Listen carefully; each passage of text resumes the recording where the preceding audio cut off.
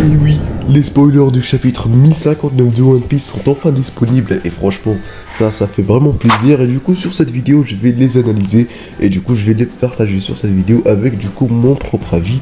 Avant de commencer, n'oubliez pas de liker et de vous abonner. Et du coup, personne n'aime les intros longues, alors c'est parti, laisse en place au générique.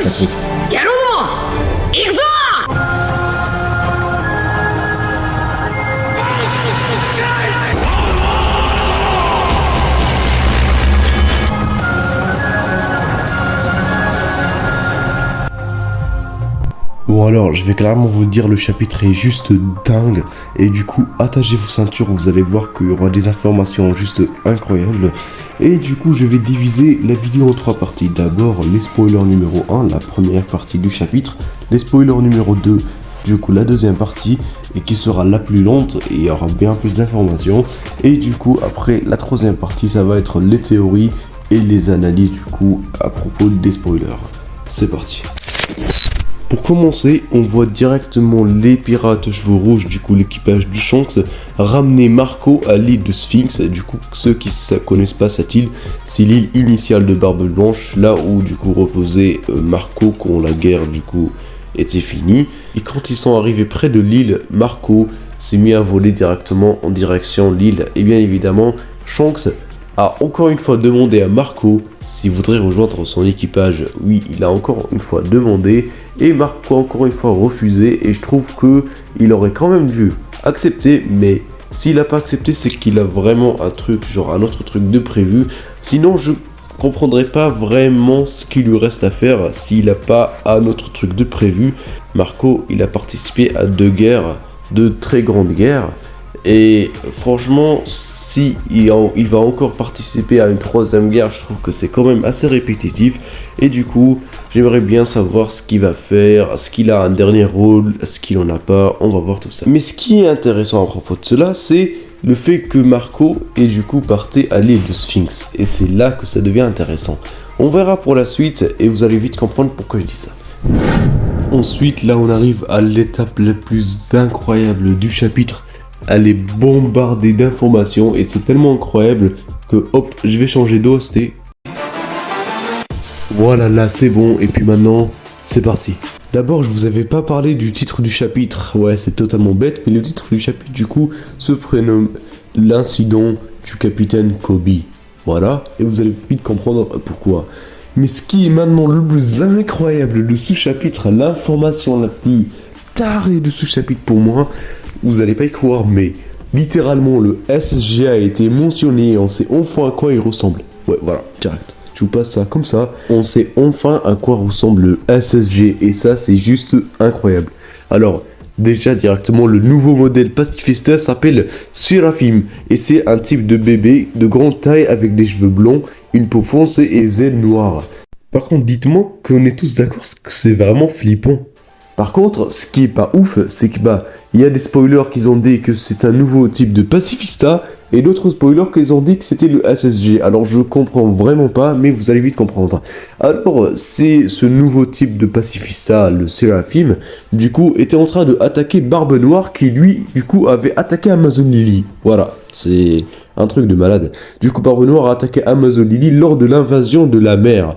Et il a fait parce qu'il voulait le fruit du démon de Boa Hancock. Imaginez, mais genre, Barbe Noire voulait le fruit du démon de Boa Hancock. Genre, c'est du gros n'importe quoi, tu vois.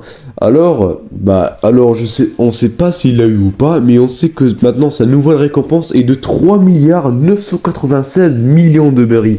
C'est du gros n'importe quoi. Genre, à 4 millions seulement, il serait déjà à 4 milliards de berries, ce qui est du coup... Franchement, là maintenant, du coup, c'est la 2e plus grande prime de One Piece, littéralement. Voilà, c'est du gros n'importe quoi. Alors, Boa Hancock a transformé presque tous les envahisseurs en pierre, du coup, les subordonnés de Barbe Noire, y compris, du coup, Katarina et Vasco. Katarina, Devon, du coup, et Vasco. La nouvelle prime de Boa Hancock est de 1,659 milliards de berries. Et je pense que si elle a cette prime, c'est que elle a pas perdu son fruit du démon. Parce que les spoilers, ils disent, Boa Hancock, elle a perdu son fruit du démon, ce qui est, je pense, pour moi, très peu probable. Alors, Rayleigh est venu pour intervenir et sauver, du coup, la situation. Et ce qui est ouf, c'est que Kobe s'est fait kidnapper par l'équipage de Barbe Noire.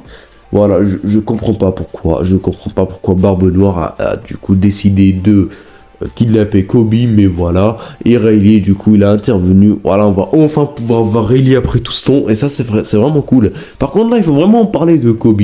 Alors, franchement, je comprends pas. Le mec, il est littéralement parti, capturer Boa Hancock.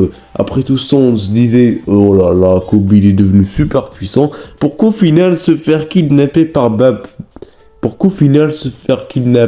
Barbe Noire. Voilà, moi je trouve que c'est vraiment dommage. Et ça gâche un peu l'intrigue. Franchement, j'aurais bien aimé que Kobe fasse un gros power-up. C'est dommage. Mais on verra peut-être dans la suite, tout ça. Et c'est tout. Pour les spoilers actuels du chapitre, je vous ai dit qu'il n'y a pas plus que ça. Il y aura bien plus de spoilers après, et quand ils seront sortis, je ferai une vidéo, ne vous inquiétez pas. Là maintenant, on va partir à l'étape, la partie où on va analyser et on va, théoriser tout ça. Alors, c'est parti. Alors là, on va passer à la dernière étape de la vidéo, l'étape où on va théoriser et analyser tout ça. Et j'ai beaucoup de trucs à dire, genre vraiment beaucoup de trucs, et beaucoup de questions aussi. Et on va essayer de répondre à tout ça. Alors, c'est parti. Alors, directement pour commencer, c'est avec la décision de Marco, qui ne pas rejoindre l'équipage de Shanks. Comme j'avais dit tout à l'heure, c'est que il a sûrement un truc de prévu. Sinon, je ne saurais pas vraiment quel est son rôle qu'il lui reste à faire, dans One Piece. Et franchement, j'y pensé. Alors, on sait tous très bien que là maintenant, il y a 3 îles qui attendent les Mugiwara, et une d'entre elles, c'est Sphinx. J'ai oublié comment ça se prononce, mais bon, bref. Et Marco est dans cette île, et je me dis qu'il y a 2 suppositions. Maintenant que Marco est parti dans cette île, on se dit que maintenant qu'on a vu cette île, c'est comme si que Oda nous a dit, alors cette île, non.